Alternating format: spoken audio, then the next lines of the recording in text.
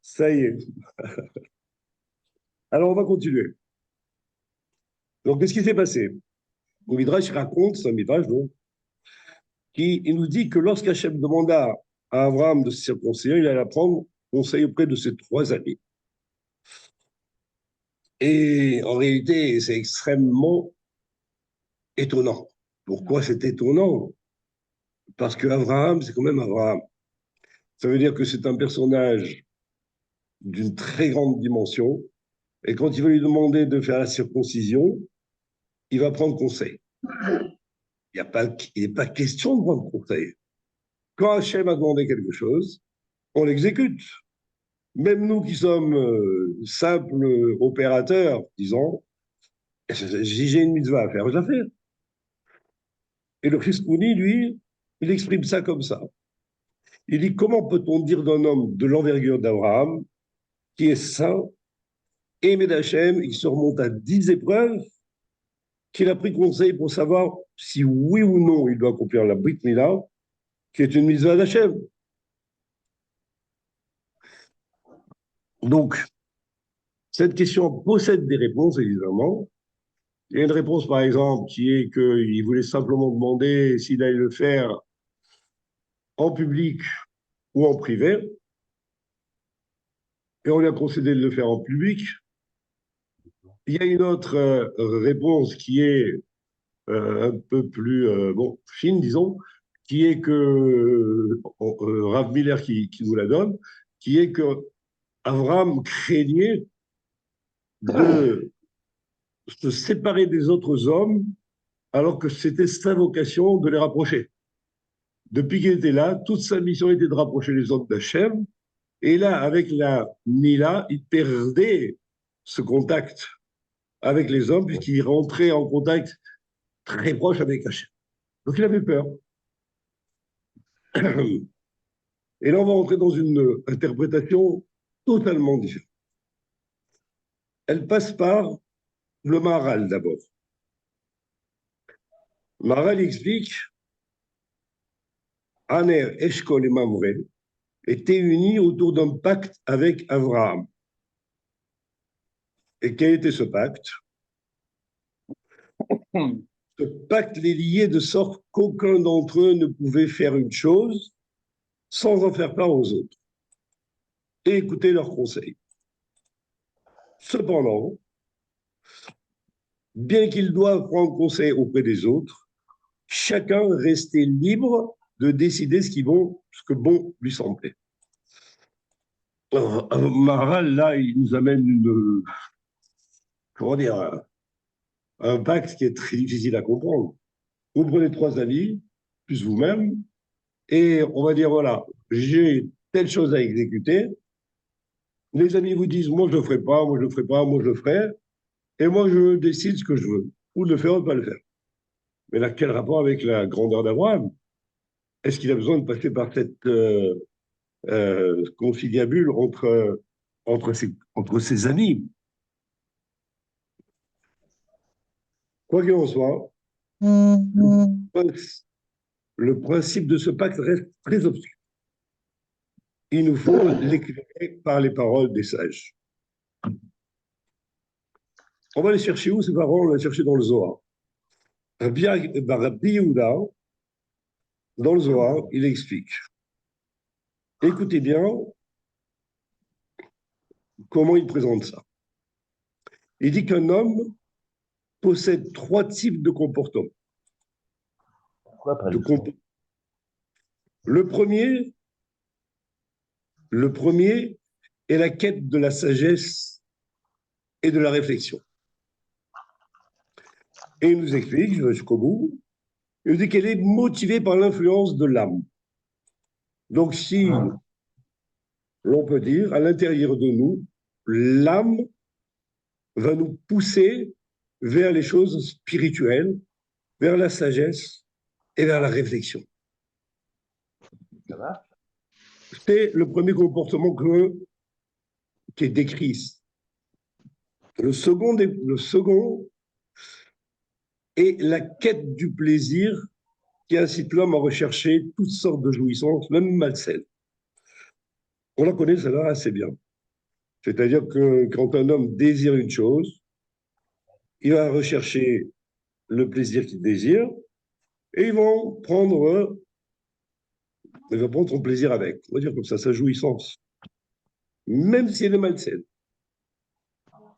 Et quelle est la source de, de cette force-là? Qui donne cette force à l'homme? Elle est provoquée par les pulsions du désir. Les pulsions du désir. C'est quoi les pulsions du désir? En réalité, on est tous soumis aux pulsions du désir. On a envie de dire que c'est le Yetzirah, un point c'est tout. Et c'est ce qui va sans doute ressortir de ce qu'on va apprendre ici. Le troisième comportement, enfin, est le comportement ordinaire, qui consiste à maintenir l'intégrité du corps. Et selon Rav Dimi, il s'agit de l'instinct de conservation. Donc en gros, quand je fais un acte, je vais subir trois pressions qui proviennent de trois forces. Et ces trois forces sont, un, l'âme, deux, on va dire Yetzirah, c'est plus simple, et trois, l'instinct de conservation. Ça voudrait dire quoi? Ça veut dire que si, par exemple, j'ai envie de manger beaucoup de chocolat, parce que mon désir, il est très fort sur ça, eh bien, mon instinct de conservation, il va dire, écoute, n'abuse pas, parce que tu risques d'avoir des problèmes. D'accord? Tant qu'un homme n'est pas associé à la Torah, ne fait pas des mitzvot, il est bien compris qu'on peut comprendre facilement que l'âme n'intervient absolument pas. Il aura juste ces deux points sur lesquels il va travailler, qui vont travailler sur lui. Et si la Torah est là, alors là, il a une troisième force qui va le pousser à faire quelque chose, et il va être arrêté, soit freiné par l'instinct de conservation, soit freiné par ce qui s'appelle l'envie de pas du plaisir. Donc maintenant, on a tout ça dans les mains. On va prendre le Maharal avec son pacte incompréhensible, et on va prendre ces trois comportements qu'il faut aller inclure en nous. On va les prendre, on va les mélanger tous les deux. D'accord? Et on va les appliquer à qui? Aux 3 amis d'Abraham. Mais on ne va pas les appliquer comme ça. On va voir ce que dit le Midrash. Que dit le Midrash pour ces 3 amis? Quels conseils ont-ils donné à Abraham? Alors, ces 3 amis sont Aner, pardon, Eshkol et Mamre. Aner, on va le voir tout de suite, c'est celui qui est préoccupé par le plaisir physique. Il va voir Abraham, il dit, mais ça va pas. Tu, vas, tu as presque 30 ans et tu veux t'imposer des souffrances. Le corps ou le Yetzirah refuse des souffrances. Il va s'en éloigner comme la mort. Il cherche le plaisir, pas les souffrances. Quand il a souffrance, l'amène au plaisir plus tard. On verra ça plus loin. Mais là, il dit, à 100 ans, tu vas te faire mal, donc laisse tomber, je ne vais pas. Ça, c'est un air. On voit très bien l'intention de un air. Eshkol, lui, quant à lui, il veille sur l'intégrité de la personne. Il va mesurer le bien, peser le bien et le mal, et il va dire qu'est-ce que tu dois faire. Il va lui dire, vas-tu mutiler ta personne au sein de tes ennemis? Et en quelque sorte, tu vas faire quoi? Tu vas te mutiler, donc tu vas, en quelque sorte, j'entends des voix, je m'excuse, celui qui parle, il peut juste couper son micro. Vas-tu mutiler ta personne au sein de tes ennemis? Qui lui, en réalité, ce qu'il veut dire, c'est que moi, je vais sur l'intégrité du corps. Or, toi, tu vas en couper une partie. Ça ne va pas. Mamré, lui, est soucieux de la spiritualité d'Abraham. Il le pousse à écouter les paroles d'Hachem. Il a des raisonnements extraordinaires. J'entends toujours des voix. Hein. Il y a des sons qui pourraient être supprimés. Ton Dieu t'a sorti de la fournaise. Il t'a sauvé des rois et de la famine. Et pour cette demande qu'il te fait de te circoncire, tu ne l'écouterais pas. Ça, c'est le Midrash qui raconte que donne Mamré comme argument à Abraham. En réalité, qui va exécuter cette mitzvah? C'est le corps d'Abraham. Et qui va subir la souffrance, la mutilation et tout? C'est aussi le corps d'Abraham. Donc, Abraham, il va repousser les deux autres opinions et il va écouter celle de Mamré. Et donc, il va aller faire ça. Donc, on voit maintenant.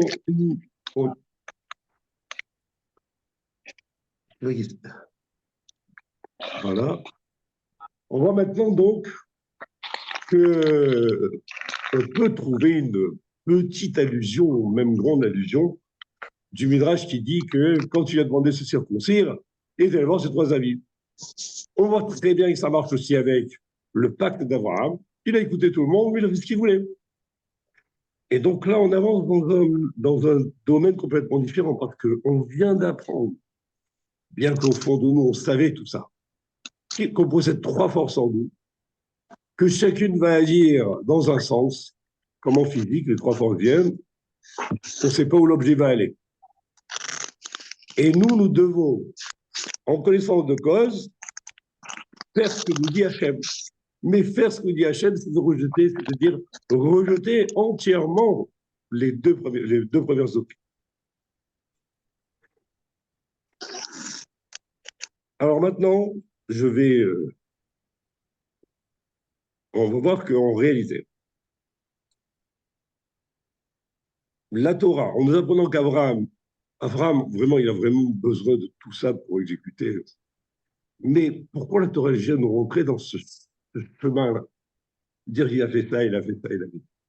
En réalité, en nous apprenant qu'Abraham prend conseil auprès de ses trois amis, avant de faire la Mila, le Midrash nous dévoile que si un individu a des difficultés à écouter la parole d'Hachem, la parole d'Hachem, c'est dans les misotes, il doit suivre le conseil de Mamré comme l'a fait Abraham. C'est-à-dire, il doit repousser tous les arguments,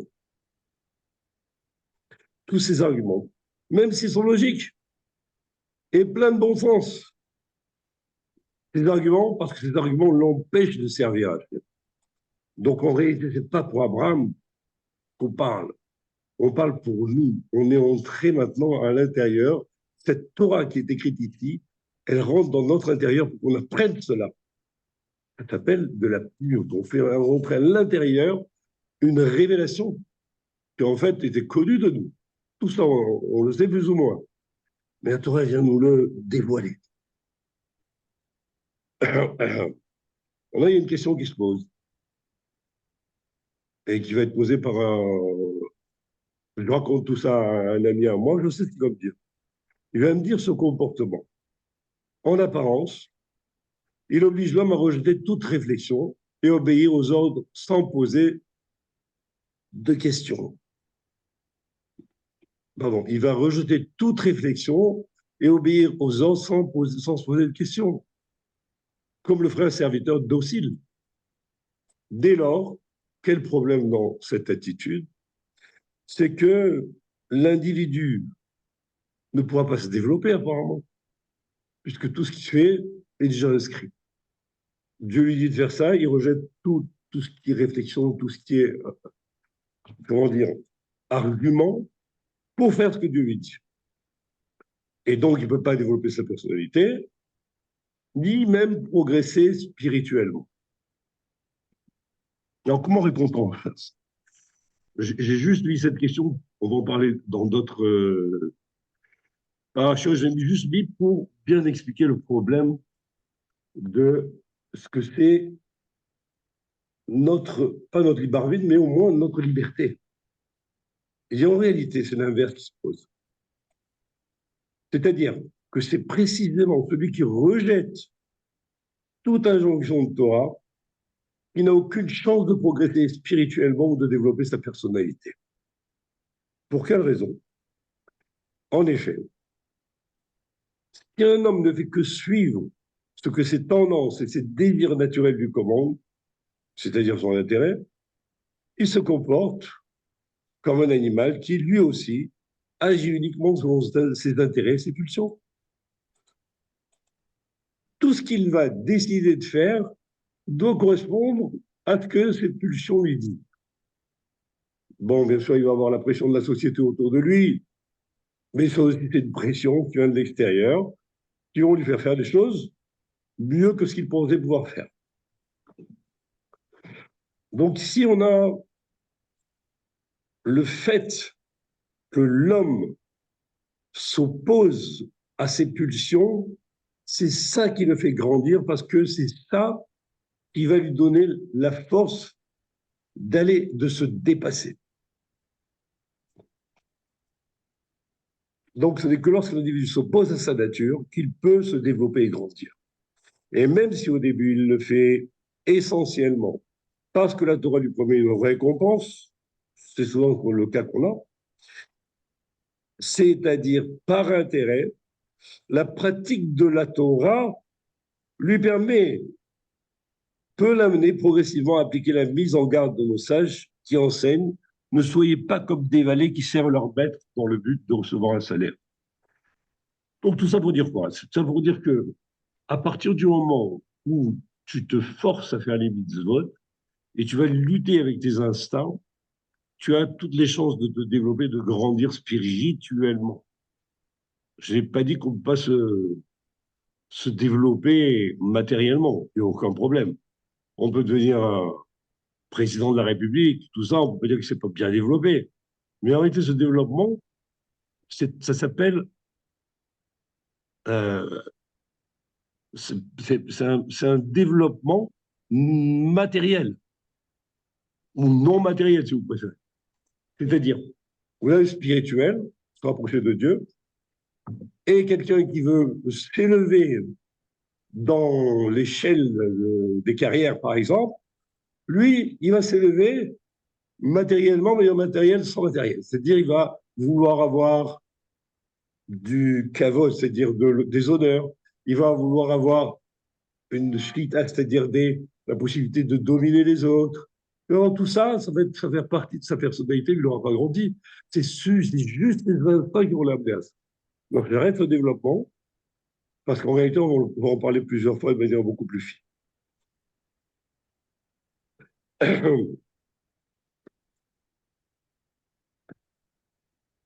Maintenant, en réalité, on va aller encore plus loin. Je suis désolé, c'est une paracha qui va très loin, mais je continue, c'est pas grave. En réalité, l'homme est naturellement incapable d'accomplir le moindre effort s'il ne tire pas davantage, s'il ne trouve pas davantage à en tirer. C'est-à-dire, ça veut dire que même si je fais la Torah, il faut que j'ai quelque chose à gagner. Si je n'ai pas quelque chose à gagner, je ne suis pas content. C'est pourquoi la Torah révèle en allusion que de ses efforts pour accomplir la Torah, de façon désintéressée, l'homme tirera en vérité la plus grande des récompenses. Alors, quand on parle de récompense, on va voir tout de suite ce que c'est. Cette récompense est cachée en allusion dans les premiers mots de la paracha de Vaïra, où il y a marqué Hachem se révéla à lui sur les plaines de Mamré. Dieu donc se révéla à Abraham sur les plaines de Mamré. Comme pour dire que, puisque toi, Abraham, tu as pris la position de Mamré et tu as repoussé toutes les autres, à ce moment-là, je peux me montrer à toi. Pourquoi? Parce que toi, tu t'es placé au-dessus de la nature. Et moi, je suis au-dessus de la nature. Donc, maintenant, on peut discuter ensemble. Maintenant, ça. Maintenant, ce qu'on peut dire, je laisse dans les petits passages qui ne sont pas trop importants, c'est, bon, on va le dire quand c'est pas grave. Rachid lui-même, il explique, c'est Mamré qui a donné à Abraham le conseil de se circoncire, au début de la paracha. C'est pourquoi Hachem se révèle, lui, dans son domaine. Bon, mais qu'est-ce que ça veut dire tout ça? Rachi, en fait, il va résumer là-dedans tout ce qu'on a appris auparavant. Ce que dit Maharal, ce que dit le Midrash, ce que dit pardon, le Zohar, ce que dit les Midrashim les uns et les autres. Donc, qu'est-ce qui va faire? Puisque tu as repoussé tout, tu as suivi le conseil de Babel qui te demande de tout repousser, de Mamré, pardon, qui te demande de tout repousser, à ce moment-là, je peux me révéler à toi. Et c'est quoi se révéler? C'est quoi la révélation d'Hachem? Ici, dans ces cours-là, il n'y a aucun mysticisme. Il n'y a pas de Kabbalah et pas de mysticisme. Donc, on va essayer de donner un sens à chaque chose. C'est quoi le fait qu'Hachem se révèle à un homme? Il ne peut pas se révéler. Il est hors du temps. Donc, il ne peut pas venir ici se poser devant moi et dire, voilà, c'est moi Hachem. En réalité, que va-t-il révéler? Il va lui révéler une part de la sagesse divine. Comme elle est infinie, à chaque fois que je fais un acte, chaque fois que je fais un acte, il m'oblige à me dépasser. En réalité, je vais gagner quelque chose. Qu'est-ce que je vais gagner? Une meilleure connaissance d'Hachem, puisque lui va me donner une information que je vais cumuler avec les autres pour avoir sa connaissance. Et en réalité, quelle importance de connaître Hachem? Quelle est l'importance de connaître Hachem? Alors là, vraiment, on l'enseigne nulle part. Et pourtant, Rambam, regardez ce qu'il dit. Le Rambam lui-même, il explique que l'homme doit consacrer toutes ses forces, toutes les forces de son esprit, pardon, pour acquérir la connaissance et avoir face à lui un but unique. Quel est ce but? Appréhender Hachem à la mesure de ses capacités, c'est-à-dire parvenir à le connaître. Donc là, on voit bien que la connaissance, ça n'est pas un petit truc, ça n'est pas quelque chose en plus dans les mitzvot que je dois faire. C'est en réalité un objectif. Parce que grâce à cet objectif, grâce à cette connaissance d'Hachem, l'homme devient possesseur d'une, d'un désir de se rapprocher de lui, de se rapprocher de lui, puisqu'il voit sa grandeur. Plus il voit sa grandeur, plus il va vouloir se rapprocher de lui. Et donc, ce sera par étapes. Et même le roi David a conseillé cela à Shlomo en disant, quant à toi, Shlomo, mon fils, connais le Dieu de tes pères et sers-le d'un cœur intègre et d'une âme remplie de désir. C'est-à-dire, une fois que tu le connais, tu vas avoir le désir de le servir. Voilà. Alors maintenant, le pacte entre les trois amis, c'était quoi en réalité? Ce que nous disait,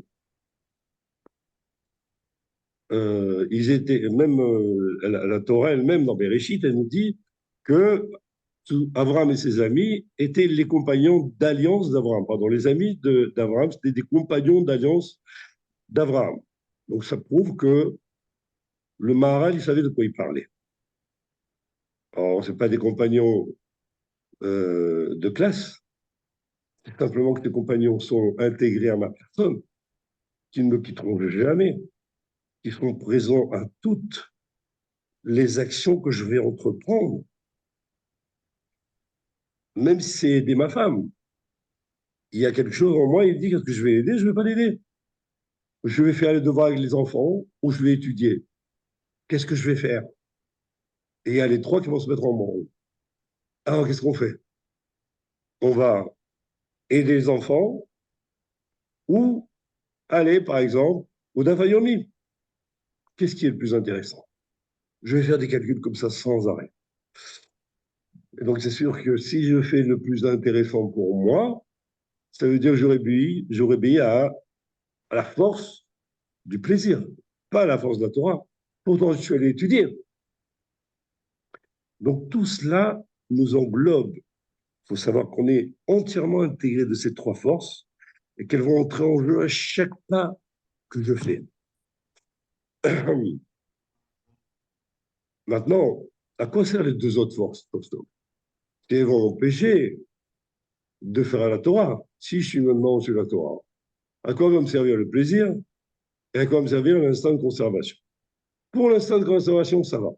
On peut dire que, on peut deviner que quelqu'un qui va migrer le vendredi, ouais, et le vendredi, il va voir là-bas, il voit que le bidet est glacé. Il n'y a pas eu de chauffage, il est glacé, il ne peut pas rentrer dedans. Et comme il est fragile, s'il rentre dedans, il va tomber malade. Qu'est-ce qu'il va faire? Qu'est-ce qu'il va faire? Il va suivre qui? À Mamré qui va repousser tout? Ou Eshkol qui dit, mon petit, si tu vas là-bas, tu sais ce qui va t'arriver, c'est pas la peine d'y aller. Rate ton mikvé, c'est pas grave. Je ne dis pas la même chose pour les femmes parce que les femmes sont spéciales. En Russie, elles tombaient rentrer dans la neige. Hein. Et donc, on a toujours ce problème qui apparaît à chaque fois. Pas de problème, mais cette lutte intérieure, maintenant, on a la connaissance de ces trois forces. Ça nous aide beaucoup. Et à chaque fois, on voit évoluer grâce à ça. Maintenant, le plaisir, à quoi il sert? Il dit le plaisir est absolument nécessaire. Un homme ne peut pas vivre sans plaisir, c'est impossible. Donc, il faut y avoir des périodes de plaisir et des périodes où il va étudier la Torah, accomplir des mitzvot, etc. Mais le plaisir, si tu l'enlèves à un homme, ça n'est plus un homme, il n'existe plus. Et on a même, chez les sages, des paroles qui nous disent qu'à l'avenir, l'homme devra rendre des comptes sur tout ce que ses yeux ont désiré et qu'il n'a pas consommé. Donc, on voit que même les sages nous disent, tu as envie de quelque chose, tu peux toujours goûter. Même si tu sens que c'est de la ta'ava, c'est-à-dire une envie instinctive, profonde, qui n'a rien à voir avec la Torah, il faut savoir que tu es d'abord un animal. Donc, c'est normal que tu aies ces envies. Il ne faut pas en faire une montagne. Et donc, goûte les choses qui te plaisent.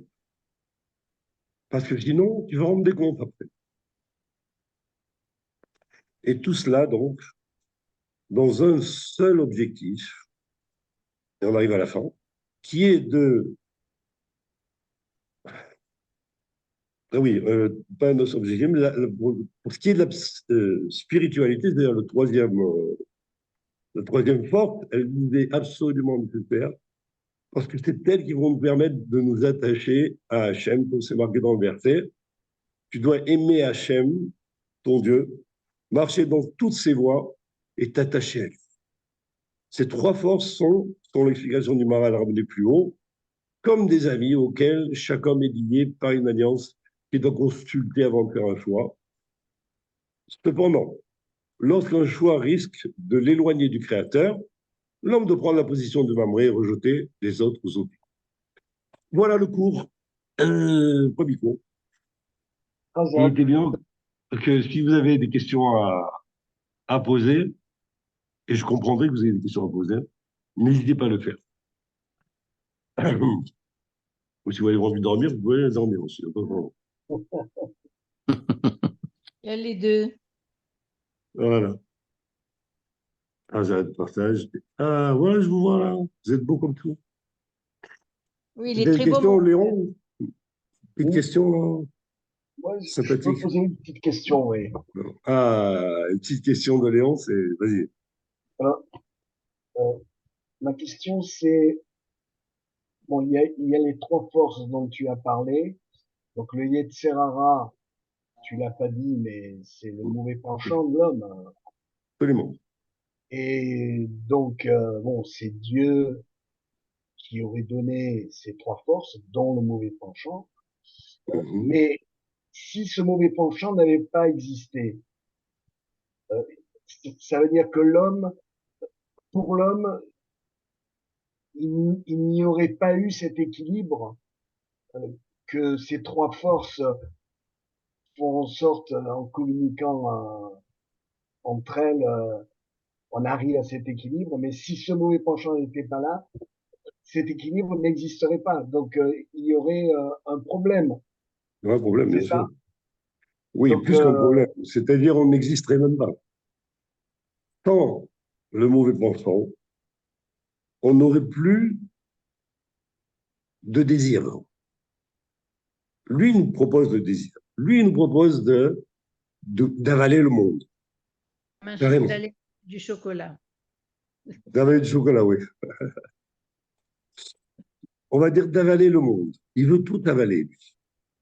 Et en fait, ça donne une force à l'homme extraordinaire. Une force extraordinaire. Il peut monter une boîte, il peut devenir PDG, il peut faire ce que tu veux. Mais si il n'a pas cette force-là en lui du Yetzirah, il ne pourra pas, il ne fera rien, il n'existerait pas. L'homme n'existerait pas. Et quand j'ai ramené au début la parole des sages en disant Barati Yetzirah, j'ai créé le Yetzirah et j'ai créé la Torah pour le corriger. En réalité, qu'est-ce qui a été créé le premier? Le Yetzira, Yetzirah, a priori. a Donc, le priori. Yetzirah, c'est le fondement de toute la création. C'est quand même terrible, hein? Hein? C'est terrible parce que ça te met des fois Ouais. dans des situations très C'est pas difficiles. terrible. C'est pour ça, c'est ce qu'on va apprendre tout ça. Hein. Si vous continuez à suivre les parachutes, vous allez apprendre de manière beaucoup plus fine ce que c'est Yetzirah et pourquoi il a été établi. Ouais. D'accord? Ce qui est Maintenant, on difficile m'a à posé une comprendre, question. Ouais, ce qui est difficile à comprendre, c'est comment ces éléments si différents, le désir, le Yetzirah et la troisième, la spiritualité, la spiritualité, euh, ce sont des éléments quand même qui sont très dissemblables les uns des autres. Et absolument. comment, en se conjuguant, on arrive à l'équilibre. C'est ça qui est difficile à comprendre. Parce Oui, que quand quand tu as des forces qui interagissent entre elles, tu as trois forces, et ouais, ces forces en se conjuguant, eh bien, ouais, on peut arriver à quelque chose d'immobile, l'équilibre. absolument. Mais là, tu as des éléments qui sont extrêmement différents. Et Ouais, on a des difficultés. Enfin, moi, en tout cas, j'ai des difficultés à comprendre comment, en en se réalité, combinant entre elles, elles arrivent à l'équilibre. en réalité, comme je l'ai dit, il n'y a que deux forces, pas trois. Il y en a une qui s'appelle Yetzirah et une qui s'appelle l'instinct de conservation. Grâce à ça, l'homme peut vivre plus ou moins bien. Il va se droguer et la deuxième force, il dit non, te drogue pas trop quand même. Fais un peu moins, va moins en boîte le soir, fais ceci, cela. Qu'est-ce qui manque dans cet attelage, si je peux dire? Il manque la troisième force. Un équilibre. Non, celle qui l'attache à la Torah. Si tu n'es pas Ouais. attaché à la Torah, tu n'as que deux forces, t'inquiète pas. Tu ne seras pas tellement en déséquilibre. C'est à partir du moment où tu t'attaches à la Torah que tu vas intégrer une nouvelle force. Et là, tu es bien embêté parce que elle va s'opposer aux deux autres. D'accord? Et c'est pour un objectif donné. Un homme qui vit uniquement avec ses instincts n'arrive à rien non plus. Il arrive à une vie de famille pas dépravé, mais complètement cassé, tout ce que tu veux. Il n'a pas de notion, à part de la morale extérieure, si elle est encore bonne. Aujourd'hui, c'est beaucoup plus difficile. Aujourd'hui, on voit les massacres qu'il y a dans les familles. Pourquoi? Parce qu'il n'y a pas de Torah. Et il n'y a pas non plus de morale. Donc, les deux choses manquantes, on arrive à un système qui ne marche pas. D'accord? Mais on peut vivre comme ça, c'est pas un problème. On est à 99,9% de gens qui vivent comme ça, sans la troisième force. La Mais force de bon, la petit à petit, on apprendra ce que c'est que cette troisième force et à quoi elle sert. Et dire, je vais faire la volonté d'Hachem, c'est très bien, c'est sympathique. Bon, pourquoi faire? Pourquoi faire? Il faut que j'ai une bonne raison. On sait bien que je vis avec moi je vis avec le plaisir. Tu viens me priver du plaisir. Tu me donnes des mitzvot, l'autre assez. Ne fais pas ça, ne fais pas ça, ne fais pas ça, ne fais pas ça. Et qu'est-ce que je gagne? Que ce que je gagne. Voilà. Donc, j'ai répondu à ta question. Oui, Oui, plus ou moins. Ouais. moi j'ai Donc, lu le livre Intériorité. oui, très bien. souvent, C'est tiré de ça. on parle que tout ce qu'il veut Dieu, c'est qu'on l'aime.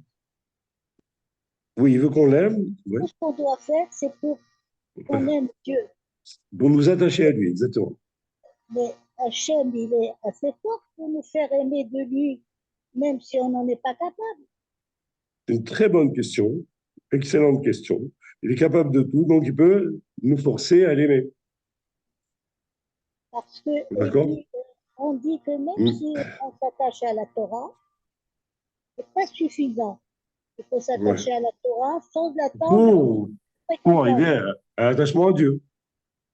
Ouais. Qui est la récompense? C'est ça la récompense.